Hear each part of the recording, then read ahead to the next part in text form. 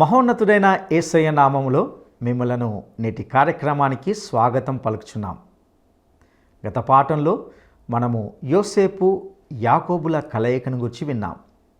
ఐగుప్తుకు వచ్చిన యోసేపు సహోదరులకు గోషెనులోని రామసేసను పట్టణము ఇవ్వబడింది. ఫరోను దర్శించిన యాకోబు ఎంతో తగ్గింపు ధోరణితో ఆయా విషయాలు ఫరోతో మాట్లాడి చేతులెత్తి ఫరోను దీవించాడు. యాకోబు ఈ పాఠంలో ఆధ్యాత్మికంగా ఎంతో ఉన్నతంగా, నిజాయితీగా, సూటిగా, నిగర్విగా ఉన్నాడు. దేవుని నిబంధన పట్ల యాకోబు ఎట్టి వైఖరిని కలిగి ఉన్నాడో ఈ సందేశంలో వింటాం. దేవుడు తనతో చేసిన నిబంధనలను యాకోబు ఐగుప్తులోని జీవితంలో ఎన్నడూ మర్చిపోలేదు. తన కాలం దగ్గర పడుతుండగా తనను తన తండ్రుల వద్దనే సమాధి చేయాలని యోసేపుతో ఒక ఒప్పందాన్ని చేసుకుంటూ ఉన్నాడు. తమ వాగ్దత్త భూమి పట్ల వారికి ఎందుకు అంతటి స్థిరమైన ఉద్దేశం? వాగ్దాన భూమి యొక్క అర్థం ఏమైందో ఈ పాఠంలో వింటాం. యాకోబు యొక్క విశ్వాసం ఐగుప్తులో ఉండగా శిఖర బిందువుకు చేరింది. తన జీవిత చరమాంకంలో తన పిల్లలను ఆశీర్వదించిన విధానం ఒక అద్భుతమైన ఘట్టంగా చూస్తాం. ఒక్కొక్క వ్యక్తి జీవితంలో దేవుడు కలిగి ఉన్న ఉద్దేశాలను, యాకోబు ఆశీర్వదించిన విధానాన్ని చూస్తాం. ఇక విలువైన మరికొన్ని ఆధ్యాత్మిక సత్యాలను నేటి పాఠంలో తెలుసుకుందామా? సోదరీ సోదరులారా, ఈరోజు మన పాఠం ఆదికాండం 48వ అధ్యాయం 17వ వచనం నుండి. సావధానంగా వినండి. యాకోబు తన మనుమలను ఆశీర్వదించాడు. ఎఫ్రాయిముకు కుడి చేతి ఆశీర్వాదము, మనష్షేకు ఎడమ చేతి ఆశీర్వాదము లభించాయి. 20వ వచనం, ఎఫ్రాయిము వలె మనష్షే వలె దేవుడు నిన్ను చేయునుగాక అని ఇశ్రాయేలీయులు నీ పేరు చెప్పి దీవిస్తారు అన్నాడు. మనష్షే కంటే ఎఫ్రాయిమును ముందుగా ఉంచి యాకోబు దీవెనలు పంచాడు. యోసేపుతో అన్నాడు, నీ సహోదరుల కంటే నీకు ఒక భాగము ఎక్కువగా ఇచ్చాను. ఆ తరువాత యాకోబు తన కుమారులను పిలిపించి వారికి ప్రవచనాత్మకమైన వాగ్దానాలు, దీవెనలు పంచిపెడుతూ అన్నాడు, యాకోబు కుమారులారా, కూడి వచ్చి ఆలకించండి. మీ తండ్రి అయిన ఇశ్రాయేలు మాట వినండి. రూబేను, నీవు నా పెద్ద కుమారుడవు. నా శక్తి, నా బలము యొక్క ప్రథమ ఫలము, ఔన్నత్యాతిశయము, బలాతిశయము నీవే. నీళ్లవలే చంచలుడవై నీవు అతిశయము పొందవు.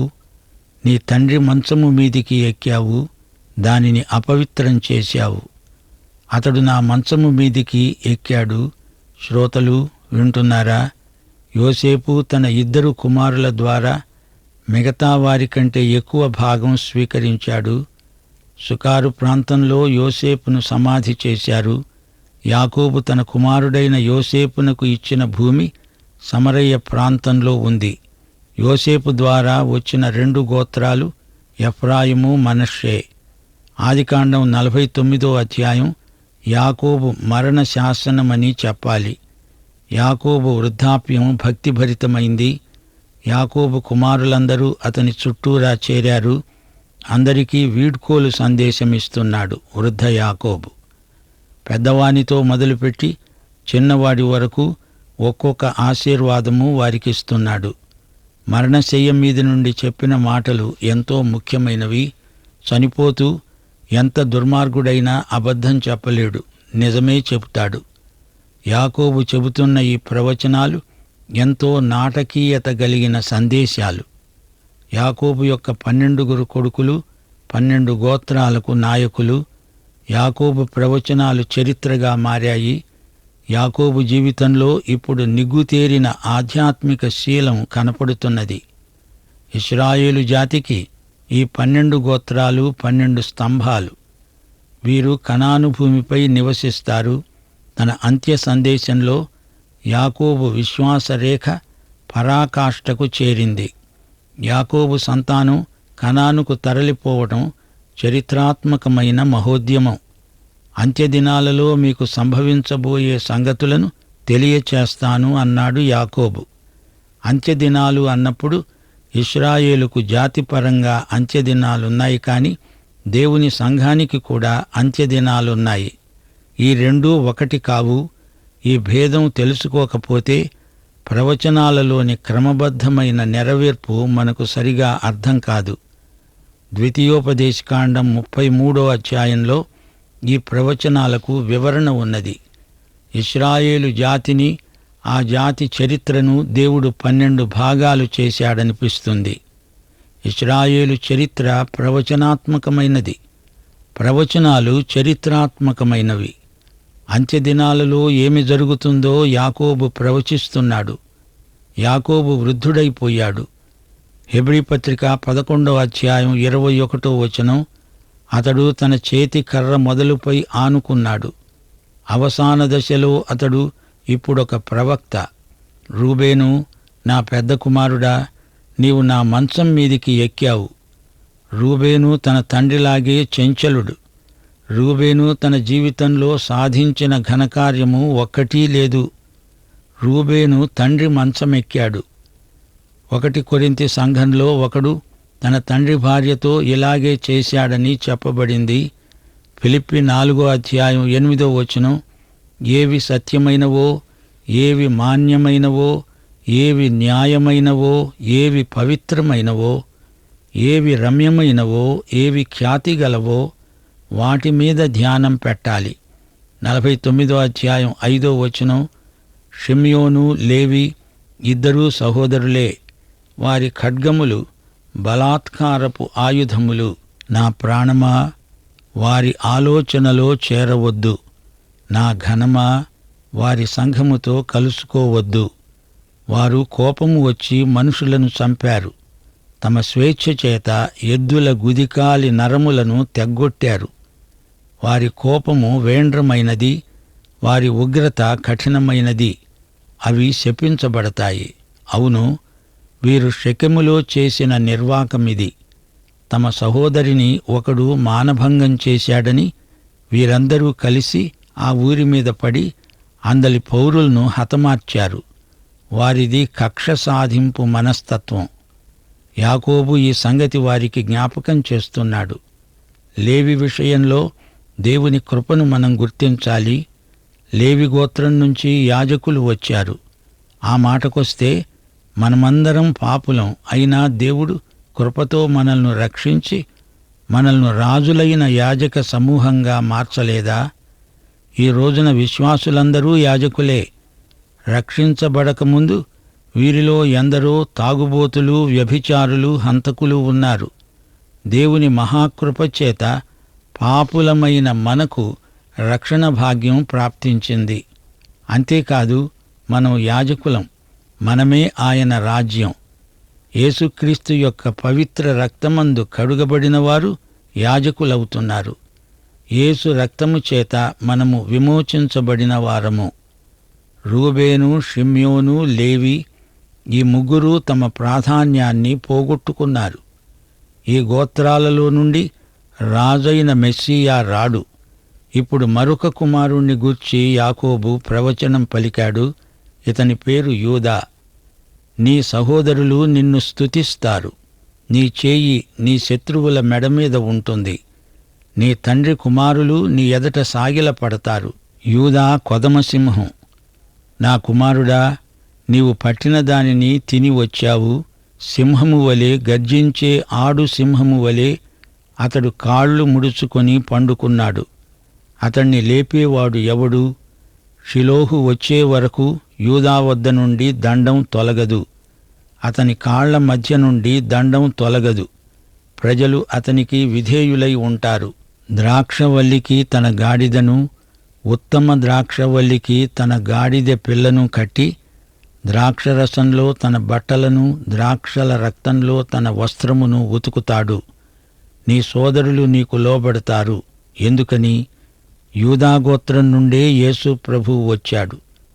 ఆయన ఎదుట అందరూ మోకరిల్లవలసిందే. షిలోహు ఎవరు? ఆయన పరిపాలకుడు. ఈ ప్రవచనం చాలా ముఖ్యమైనది. స్త్రీ సంతానాన్ని గురించిన ప్రవచనమిది. స్త్రీ సంతానం అనేది బైబిలులో మొదటి ప్రవచనం. ఇది ఆదికాండం 3వ అధ్యాయం 15వ వచనంలో ఉంది.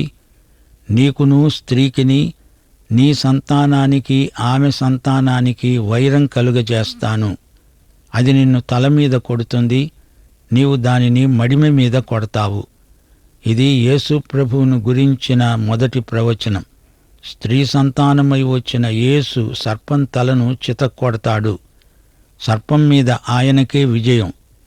ఇదే వాగ్దానం అబ్రహాము, ఇస్సాకు, యాకోబులకు ఇవ్వబడింది. ఇప్పుడు అదే వాగ్దానం యూదా వరకు పొడిగించబడింది, స్థిరపరచబడింది. యూదాగోత్రం నుండే యేసు ప్రభువు వస్తాడు. షిలోహు అనే మాటకు అర్థం శాంతి, సమాధానం. యేసు ప్రభు ఈ భూగోళముపై నడిచినప్పుడు సమస్త ప్రజలను ఉద్దేశించి మత్తయి సువార్త 11వ అధ్యాయం 28వ వచనంలో సార్వత్రికమైన పిలుపిచ్చాడు. ప్రయాసపడి భారము మోసుకుంటున్న సమస్త ప్రజలారా, నా వద్దకు రండి, నేను మీకు విశ్రాంతి కలుగచేస్తాను. ఈయనే షిలోహు. యేసుక్రీస్తే షిలోహు. ఆయన చేతిలో రాజదండం ఉన్నది, అది ఎన్నటికీ తొలగిపోదు. గాయపడిన చేతులతో ఆయన రాజదండం పట్టుకొని ఉన్నాడు. ఈయన పరాక్రమశాలి. ఈయన హస్తబలం మహా గొప్పది. ఈయనే కాపరి, ఇశ్రాయేలు యొక్క యుగయుగముల శిల. సంఖ్యాకాండం 24వ అధ్యాయం 17వ వచనం. నక్షత్రం యాకోబులో ఉదయిస్తుంది, రాజదండం ఇశ్రాయేలులో నుండి లేస్తుంది. ప్రియ శ్రోతలు, గ్రహించండి, స్త్రీకి అలాగే గోత్రకర్తలకు ఇయ్యబడిన వాగ్దానం యేసుక్రీస్తు. ఆయనే షిలోహు. ఆయన ద్వారానే శాంతి, విశ్రాంతి. ఆయన చేతిలో రాజదండమున్నది. ఆయన మనకు జీవమిచ్చిన కాపరి. ఆయన ప్రధాన కాపరి. ఆయన త్వరలో రాబోతున్నాడు. ఇల్లు కట్టేవారు విసర్జించిన ఈ రాయి మూలకు తలరాయి అయింది. ఆయనే నక్షత్రం, వేకువ చుక్క. సంఘానికి ఆయన ఉదయతార. ఆదాము నుండి షేతు వరకు, షేతు నుండి నోవహు, షేము, అబ్రహాము, ఇస్సాకు, యాకోబు నుండి యూదా వరకు పొడిగించబడిన కృపారేఖ. దేవుని క్రమబద్ధమైన కార్యక్రమం ఎంత గొప్పదో, అందలి నిత్యత్వ పరిమాణం ఎంత గంభీరమో గమనించారా? ప్రియ శ్రోతలు, మరణశయ్యపై నుండి యాకోబు ప్రవచిస్తున్నాడు. యూదాను గురించిన ప్రవచన ఆశీర్వచనం. యెరూషలేము నగరంలోకి గాడిదను, గాడిద పిల్లను ఎక్కి వచ్చినవాడు ఎవరు? ఆయనే మెస్సియా, రాజు, రక్షకుడు. ఆయన ద్రాక్షరసంలో తన బట్టలు ఉతుక్కున్నాడు. అది రక్తానికి సంకేతం. ఈసారి యేసు వచ్చినప్పుడు ఆయన వస్త్రాలు ఎర్రగా ఉంటాయి. యెషయా 63వ అధ్యాయం 2వ వచనం. నీ వస్త్రము ఎర్రగా ఉన్నదేమి? నీ బట్టలు ద్రాక్ష గానుగను తొక్కుతున్న వాని బట్టల వలె ఉన్నవేమి? ఇది ఆయనను అందరూ అడగబోయే ప్రశ్న. రెండోసారి వచ్చినప్పుడు ఆయన బట్టల మీది రక్తం ఆయన సొంత రక్తం కాదు, శత్రువుల రక్తం. క్రీస్తు రెండో రాకడ తీర్పు సమయం, శత్రు సంహారం. యూదాను గురించిన ప్రవచనం ఎంతో ప్రాముఖ్యమైనది. ఆ తరువాత జబూలూను ప్రవచనం. జబూలూను సముద్రపు రేవున నివసిస్తాడు. అతడు ఓడలకు రేవుగా ఉంటాడు. అతని పొలిమేర సీదోను వరకు ఉంటుంది. గమనించండి, జబూలూను వంశం ఉత్తర ప్రాంతంలో నివసించారు. వీరు సముద్ర తీరాన కాపురమున్నారు. ఇశ్శాఖారు ప్రవచనం. ఇతడు 2 దొడ్ల మధ్య పండుకొన్న బలమైన గార్ధభం. విశ్రాంతికి అది మంచి ప్రదేశమని, భూమి రమ్యమైనది అని చూచాడు. మోయటానికి భుజము వంచుకొని వెట్టి చాకిరీ చేసే దాసుడవుతాడు. ఇశ్శాఖారు కూడా ఉత్తర ప్రాంతీయుడే. ఈ గోత్రానికి చెందిన వారు శ్రామికులు, కష్టించి చెమటోడ్చి పనిచేస్తారు. వీరి పరిశ్రమ జాతికే గర్వకారణం. ఏ దేశమెగినా, ఏ ప్రజలను సందర్శించినా సమాజంలో కష్టించి పనిచేసి జాతిని బతికించేవారు అజ్ఞాతంగానే ఉండిపోతారు. వారికేమీ పేరు ప్రతిష్టలు లేవు. వారికెవరూ సన్మానాలు చెయ్యరు. గొప్ప పేరు తెచ్చుకునేవారు కొందరున్నారు.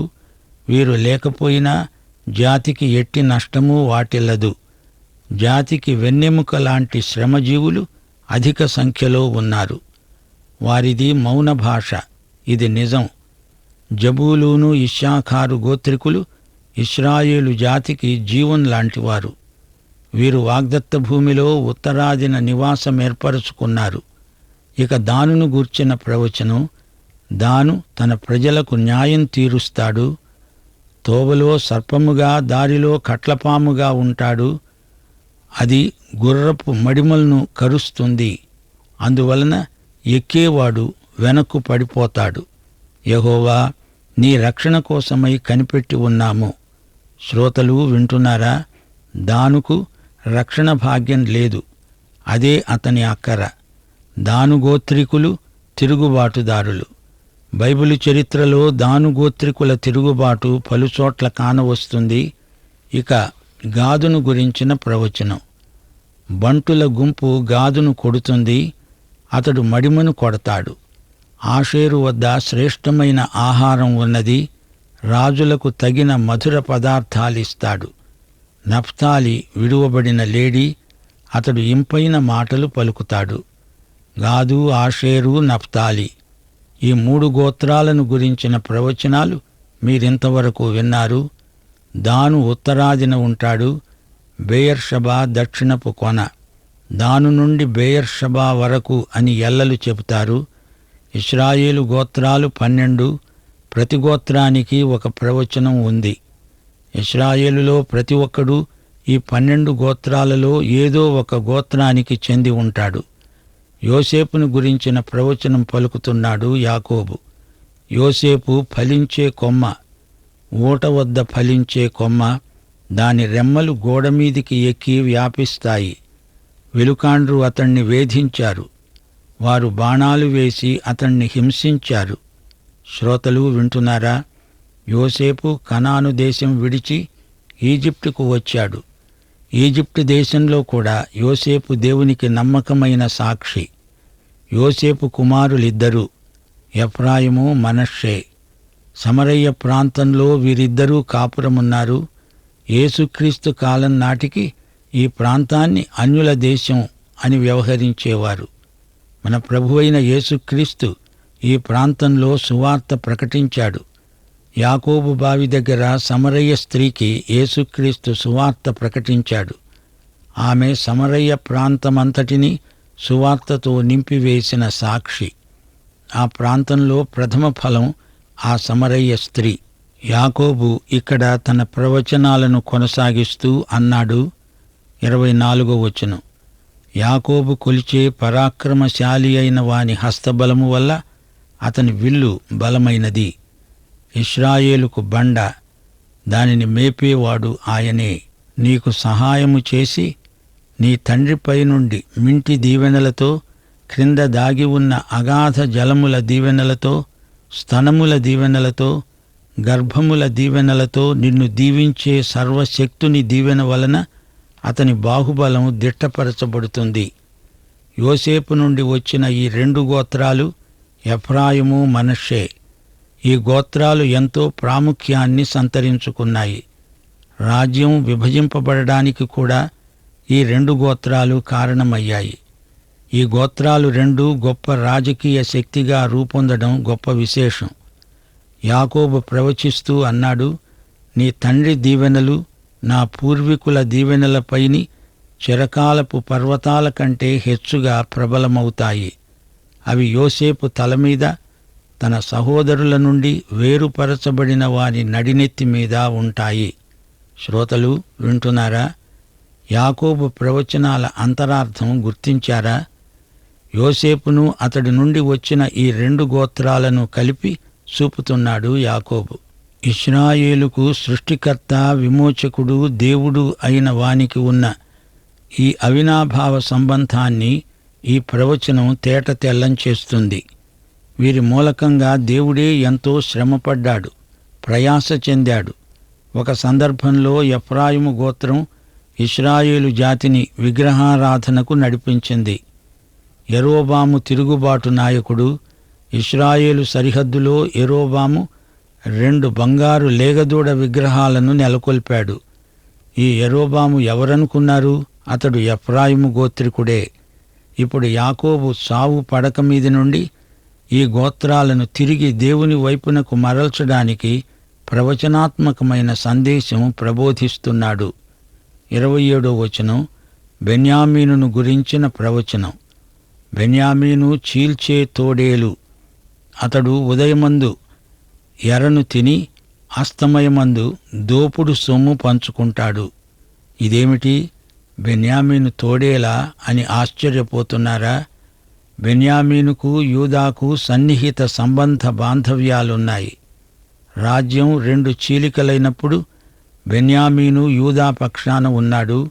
ఈ బెన్యామీను గోత్రం ఒక్కటే దావీదు వంశంతో నిలిచి ఉంది.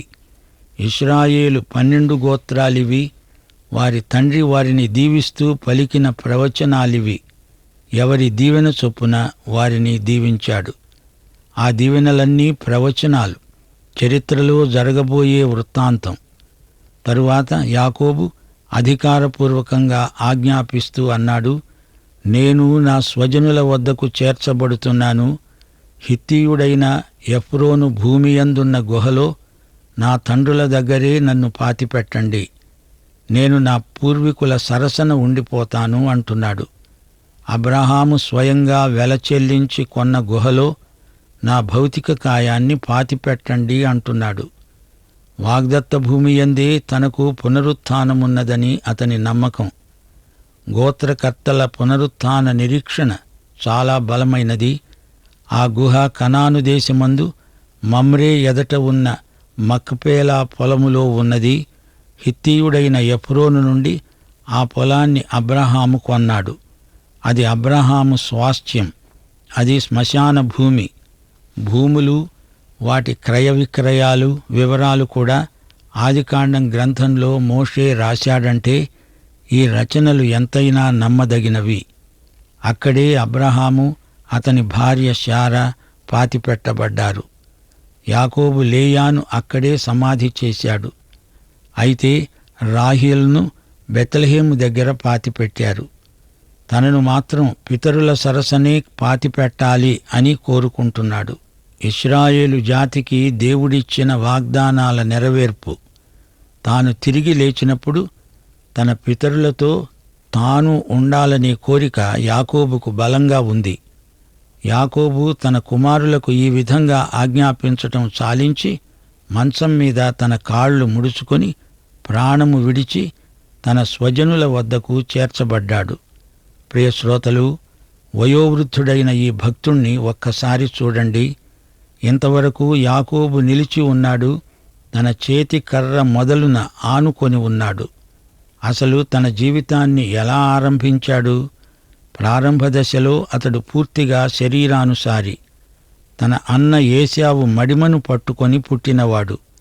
అందుకే అతని పేరు యాకోబు, అనగా దురాక్రమణదారు. అతని బతుకంతా పేరుకు తగినట్లే ఉంది. ఏది దొరికితే అది గట్టిగా బిగబట్టడమే అతని స్వభావం.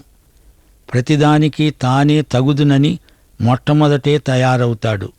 అతని మనస్తత్వం కేవలం శరీరానుసారమైనది.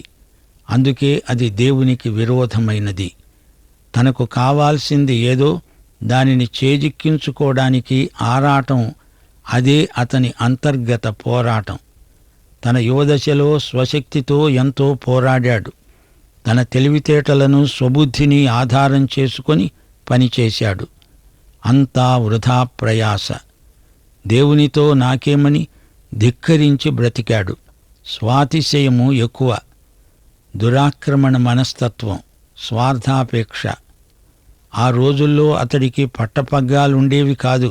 నడుముల్లో మంచి పట్టు ఉన్న యువకుడు. అంతఃసంఘర్షణ గలవారి సమస్యలకు మూల కారణం ఏమిటనుకున్నారు? మనిషిలోని అహంకారం అన్ని సమస్యలకు మూలం. అతనిలోని అహంభావంతో దేవుడు పోరాడవలసి వచ్చింది. పెనూయేలు అనుభవంలో అతని తుంటి నరం తెగింది.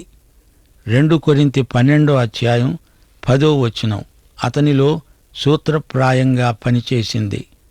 నేను ఎప్పుడు బలహీనుణ్ణో అప్పుడే బలవంతుణ్ణి.